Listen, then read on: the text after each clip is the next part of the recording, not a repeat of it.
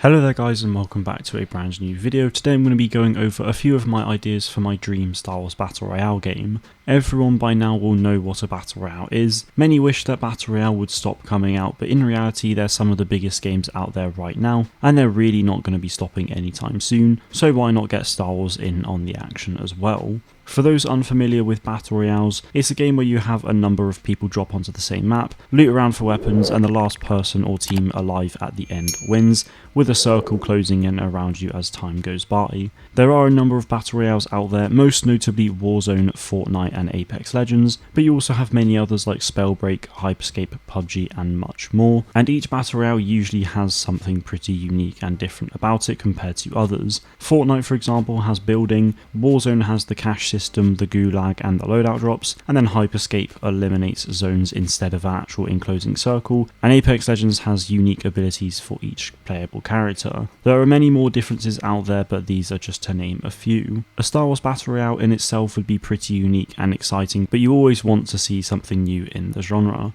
Not only do you want to see new features, but you need to bear in mind how characters or cosmetics will be handled. Would it be integrated into a Battlefront game, or will it be completely its own thing, and so much more. The first thing I do want to really cover though is about the cosmetics. In Fortnite you have a vast number of skins in the game. In other Battle Royales it could just be a few different characters that are relevant to the ongoing story, but for a Star Wars Battle Royale I think it would make the most sense to go to the Fortnite approach, where we could literally play as any of our favourite characters from any time period, whether it's Han, Luke or Leia, Kylo Ren, Phasma or even Jar Jar Binks. This approach allows for a much deeper experience within the Star Wars universe, as literally any character we know about could get added to the game, and not only that, but it sets up well for the future, as when new shows or comics or games come out, we could get a bunch of content surrounding those pieces of media. For example, the Bad Batch show, as this video goes up, it will have recently just finished its first season, so literally anyone we've seen from that could get added to the game as a skin, whether that's Sid, Omega, a partisan or even a member of the Scrapper Guild and so much more. Not only would it be great for all characters to get added, but so many people have a large variety of skins that they could also use. Echo for example has his Phase 1 Clone Trooper design, his ARC Trooper design, Clone Wars Season 7 design and his Bad Batch design. Just for this one character you have 4 options already, and with so many others there will no doubt be more. The customization in the game doesn't have to be locked to the skins either. You could also have emotes, emblems, sprays or holograms as well, which would probably be better suited instead of sprays, and God knows what else. I think it would also be really cool if you could create your own character as well. With this you could choose its species, gender, colour and clothing items. For example, I could have a green Duros male wearing black trousers and an old manky flight suit on the torso.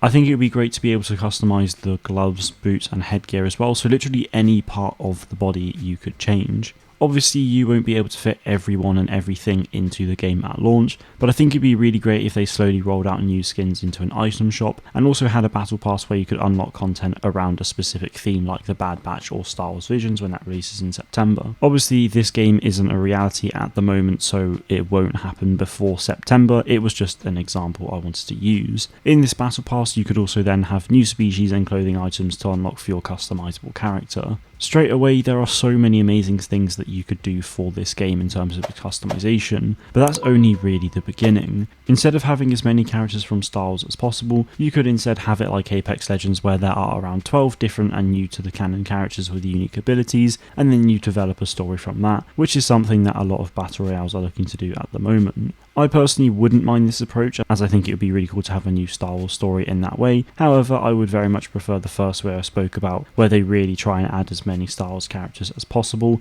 as that way you're not limited to anything like the story or even the era the game is seemingly set in. So that's the customization side of things, but what about the loot, so weapons, utilities and consumables? Well, there are countless weapons out there from literally all the eras of Star Wars, ranging from blaster pistols, blaster rifles, snipers, vibroblades of all kinds, lightsabers and so much more. For utilities we have the likes of thermal detonators, ion grenades, barrage launchers and pretty much everything you can think of. For consumables we then have the likes of Bacta bombs, adrenaline stims and so much more. Just from this short paragraph on loot, we already know that a Star Wars Battle Royale would have some crazy weapons and loot, so balancing would be absolutely crucial, but if it was done right then it would be a blast. The beauty of having so many weapons from so many different eras as well is that you could have a big mashup all in one map, or you could have a rotation where 2 days, for example, it's the original trilogy weapons, then it's the High Republic weapons, and then the sequel weapons, then the next week would start off with prequel weapons. There really is just so much potential there for weapons and other items, so it would be a shame for certain weapons to potentially miss out.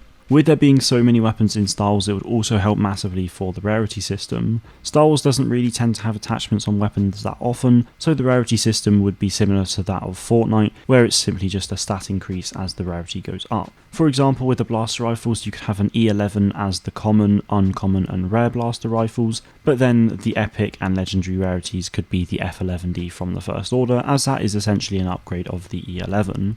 So that's the weapons and looting side of things done, as well as the customization, but what about the map? I personally think that there are a number of ways that this could be done. You either have maps that are just one biome and set on one individual planet, but you have multiple of them, or you just have 1 to 2 maps with a number of biomes in each one. I think 1 to 2 maps with multiple biomes is probably for the best, as it can really change things up with the gameplay and the overall design of the map. For example, the top left of the map could be the desert of Tatooine, the bottom left could then be a big redwood forest for Endor, the bottom could then be a snowy tundra for Hoth, and then the top right could be Felucia, where we have exotic plants, and it's all very yellow. With those 4 planets, you'd have a lot of different environments to play on in just the one map, which I think is really exciting. As for another map, you could then have 4 other planets like Coruscant, Mustafar, Naboo and Kamino, for example. Considering Lucasfilm are being picky about games being canon, then you could easily just say that if the maps were built like this, they could just be built in some big arena or something along those lines, but that's only if they really wanted to push a canon story into it. It could very easily just be left as this big mode to play as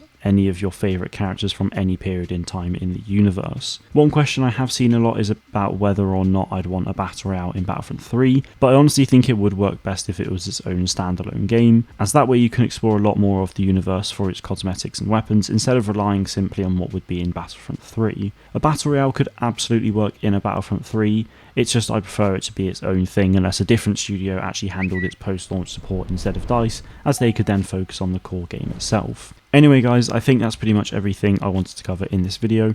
If you want me to cover a particular topic that you think I missed out on or didn't speak about enough, then please feel free to let me know in the comments, and I'll do my best to answer in the comments, or I'll make a video on it if I think it's worth doing. But that is it from me today guys, thank you all very much for watching, and may the force be with you always.